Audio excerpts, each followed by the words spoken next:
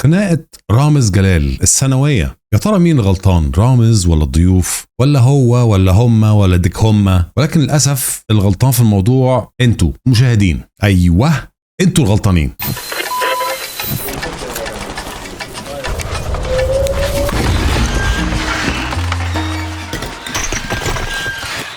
كل رمضان نفس السيناريو، واحد يصرخ، واحدة تولول، واحدة تعيط وتلطم، وحد يفضل يشتم بالأب والأم والعشيرة كلها. ايه الحيوانات اللي بتخوف؟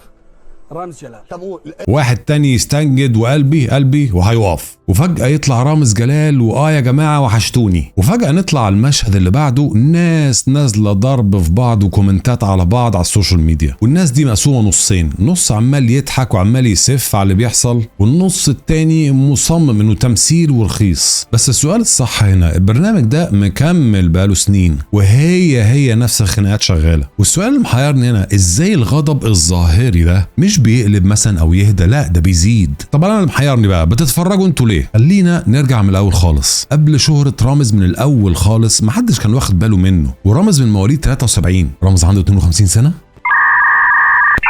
بسم الله ما شاء الله، ربنا يديك الصحة والعافية. والده كان المخرج المسرحي المشهور جلال توفيق، واخوه الفنان ياسر جلال. بعد ما خلص ثانوية عامة دخل معهد تمثيل واخراج، وما شاء الله الله اكبر اتخرج سنة 1995 وبقى ممثل قد الدنيا. مين بقى زمايله؟ زمايله الفطاحلة احمد السقا، محمد سعد، احمد حلمي، دفعة لازم. وبعد كده اشتغل مع محمد صبحي في المسارح، وظهر في افلام ومسلسلات كتير. وممكن كده نتفق كلنا انه اكبر دور وصل له كان في فيلم الباشا تلميذ، دور كده خفيف ولذيذ بس يتنسي قبل ما تخلص الفيلم. ايه ده؟ وحش ولا ايه؟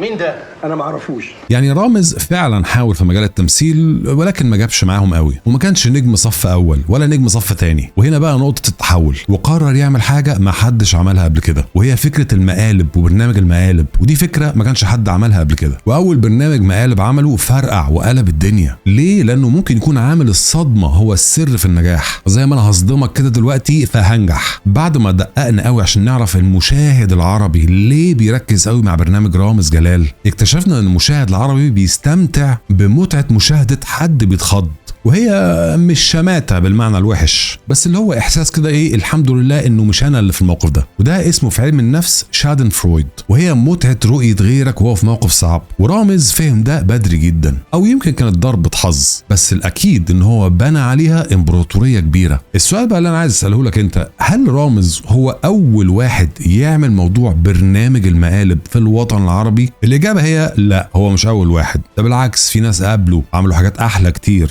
من وجهة نظري انا، زمان كان في مقالب وبرامج مقالب وكانت بتضحك جدا من القلب. البرامج دي موجودة كتيرة جدا، دي حاجة اكيدة. وموضوع المقالب مش اختراع رامز اصلا. في مصر مثلا كان في برامج مقالب كتيرة جدا وكانت طول عمرها ناجحة جدا. بس الفرق هنا بين برنامج رامز والبرامج بتاعت المقالب بتاعت زمان، البرامج القديمة كانت بتضحك. في فرق بين ان انت تضحك وفي فرق بين ان انت تتهان عشان المشاهد يضحك على الاهانه. فاكرين برنامج زكية زكريا بتاع ابراهيم نصر؟ الست اللي كانت بتسال اسئله غريبه وتقعد تلخبط الناس مش فاهمين، والناس تضحك والموقف يخلص بخفه دم. وكمان ابراهيم نصر عمل كريزي تاكسي، مواقف مجنونه ولكن كلها هزار، والناس كانت بتضحك بجد، ما كانش في حد خرج منهار نفسيا. والاكيد من كده ان ما كانش حد خارج على وشك انه يموت. وكمان ما ننساش الجميل الله يرحمه حسين الامام لما كان بيعمل برنامج حسين على الهوا، كانت مقالب تليفونات عبقريه وكانت كلها كوميديا كلام، ما كانش فيه رعب. مش محتاج ابني البرنامج بتاعي كله ان انا ارعب واموت الشخص اللي قدامي، لا، كان فيه ملكة، كان فيه برنامج وكلام، حاجة تضحك بالفعل. مش بني البرنامج بتاعي كله على رعب وموت الضيف. طب ايه اللي حصل بين زمان والفرق بين دلوقتي؟ ايه اللي اتغير؟ ايه المقياس اللي قلب الدنيا؟ زمان كان المقلب مفاجأة زائد ضحك، دلوقتي المقلب خوف وصدمة وتوتر، ضيف بقى عليهم اهانة كمان، واوقات كتير جدا بتوصل لمرحلة التحرش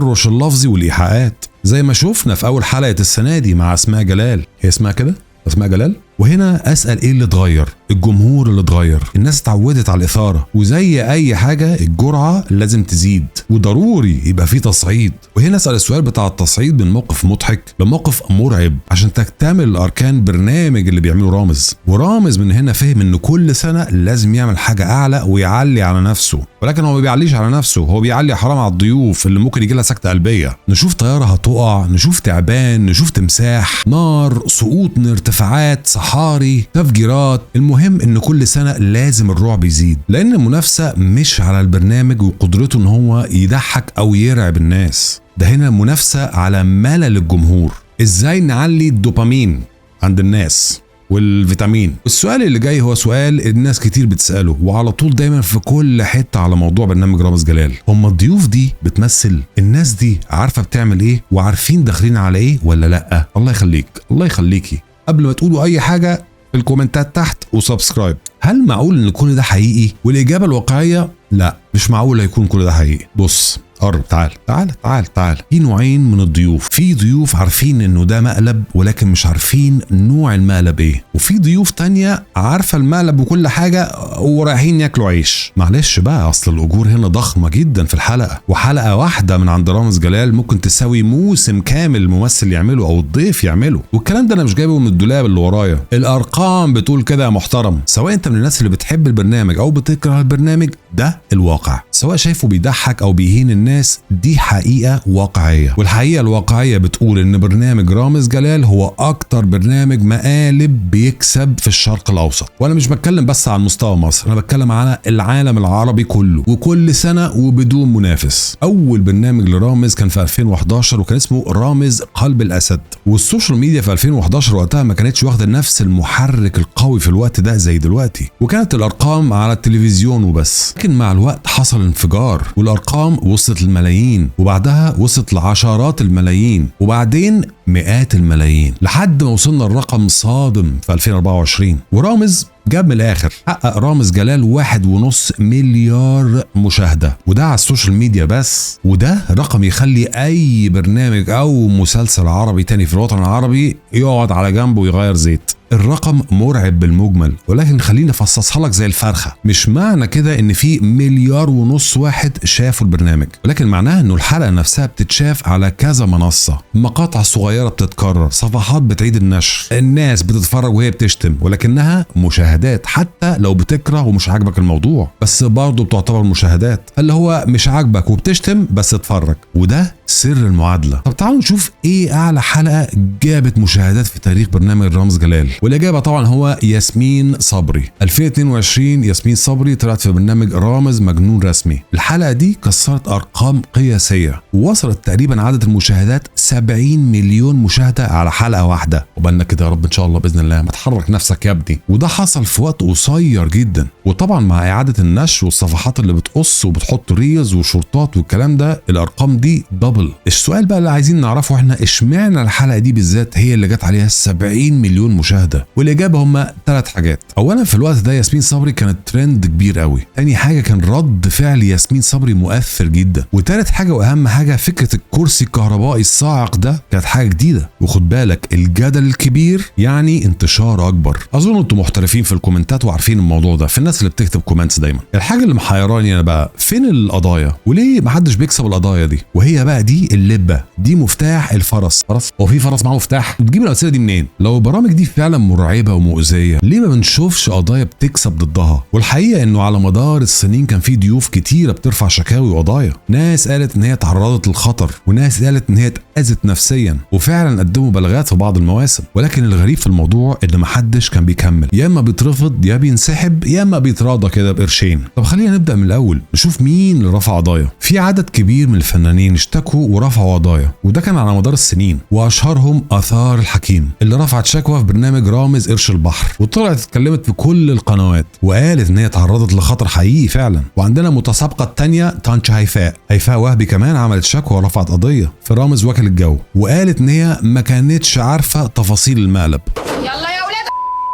صلى على النبي، صلى بالراحه. الاستاذ الكبير محمد فؤاد من رامز نيفر اند اعلن ان هو هيرفع قضيه بسبب الاهانات اللي هو تعرض لها. في كل سنه تقريبا محامين بيحطوا بلاغات للنائب العام وبيشتكوا للنائب العام بتهم تعريض حياه الناس لخطر او ايذاء نفسي او اهانه الضيوف، وفي الاخر النتيجه بتكون كلها تقريبا واحده، وهي شكرا. بس خلينا نشوف ادي اسماء جلال بترفع قضيه، وكان ده بسبب اللي اتقال عليها في الاول او اللي قالوا عليها رامز جلال في بدايه الحلقه. انها في الاول قالت ان انا ما كنتش عايزه اعمل اي حاجه اصلا احتراما للشهر الكريم، بس الظاهر لما لقت كل الهجوم الشرس على سكوتها بسبب اللي اتقال عليها في رامز، وخاصه انه معظم الكلام اللي قاله رامز كان معظمه تحرش وتلميحات وكلام مش حلو، فقررت تمشي في اجراءات القضيه. فخلينا نشوف القضيه دي هتكمل ولا هتتحط في الدرج. ولكن صحيح عايز اعرف هو القضيه دي ما بتكملش ليه؟ ليه محدش بيكمل في قضيه ضد برنامج من برامج رامز جلال؟ السبب واضح وبسيط، وهو العقود، العقد اللي بتمضي. الضيوف بيمضوا على حاجات واضحه وصريحه. اولا الموافقه على المقلب،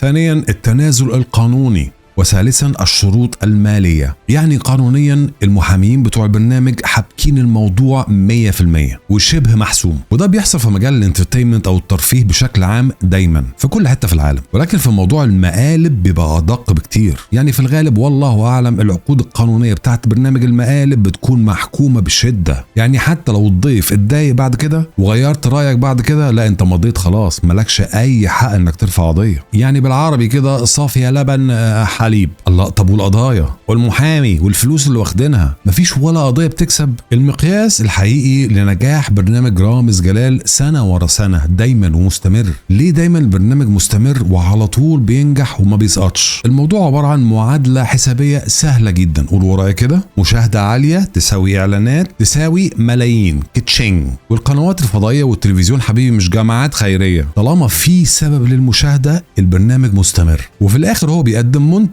والناس بتشتريه. بيشتروا ازاي؟ بالمشاهده. زي كده مطعم بيبيع اكل مش صحي، طول ما المطعم بيبيع وشغال مش مشكله اذا كان صحي ولا لا، المهم الناس بتشتري. الحقيقه بقى ان الناس مش عايزه تواجهها. مين السبب في نجاح البرنامج ده؟ السبب الحقيقي هو انا وانت، الناس اللي ساعات بتشتم البرنامج ولكن بتتفرج عليه، او بتضحك في البرنامج وتتفرج عليه. وده احنا بنسميه في السوشيال ميديا بالهيت واتشنج، المشاهده بدافع الكره، ولكن في الاخر اسمها مشاهده. مشاهده اتسجلت، اعلان اتباع، فلوس دخلت. لا بس اللي رامز بيعمله ده غلط، عيب. تمام، لو عايزين نعلق الغلط على رامز ماشي، يبقى بقى تكملوا فرجه زي كل سنه على الشتيمه والاهانه اللي بتحصل، وربنا لا يقطع لكم ولا يقطع لنا عاده. بس زي ما اتفقنا من اول الحلقه، مش رامز اول واحد يعمل موضوع المقالب، ولا هيكون اخر واحد يعملها. ده ربنا يستر على الافكار الجديده والاجيال الجديده اللي هتطلع بافكار المقالب والحلقات. والضيوف زي ما اتفقنا مش ضحايا بالكامل ولا ابرياء بالكامل، والقنوات نفسها مش مجبره ان هي تنشره ولا مجبره ان هي تدفع ملايين عشان تعرض البرنامج. بس في طرف واحد لو اختفى البرنامج هيختفي تماما: الجمهور. ايوه، احنا اللي بنعمل ترند، احنا اللي بنتابع البرنامج، احنا اللي بنعمل هيت واتشنج للبرنامج، احنا اللي بنتكلم عنه وبنشتمه او بنحبه ونشيره. انا عارف هتقول لي انت يا عم بتنظر علينا وانت بتتفرج نفسك. هرد عليك واقول لك انا اخر مره شفت حلقه الرامز كانت في 2014. تقول لي امال عرفت منين موضوع الخناقه؟ هقول لك انه من الاسباب انه بتحصل على السوشيال ميديا، من المشاكل اللي بنسمعها ونشوفها فورا على السوشيال ميديا في اوائل رمضان. بس انا عندي سؤال برضو، هو احنا بنتفرج عشان نضحك ولا بنتفرج عشان نشوف الناس وهي بتتعذب؟ لان الفرق كبير، واللي حاصل ده انعكاس لمجتمعنا. كل عصر وكل حقبه ليه طريقه الترفيه اللي تشبهه. زمان كنا بنضحك على المواقف اللي كانت بتحصل، دلوقتي بنضحك على الصدمه والاهانه والتحرش والخوف. وده مش صدفه، ده انعكاس للذوق الحالي الموجود. والذوق ده مش عدد محدود في مجتمعنا، لا ده عدد كبير في مجتمعنا. ان الناس بتقول ان هي كارهه الحاجه دي وبتحتقرها، ولكن بتشارك فيها وبتشوفها وبتشاهدها. حاجه كده زي الشاعر العربي الاصيل اللي بيقول نفسي فيه ولكن اخفي عليه، والمثل الشعبي القدير اللي بيقول اقرب القدر على امها تستحي العين. والف الف مبروك.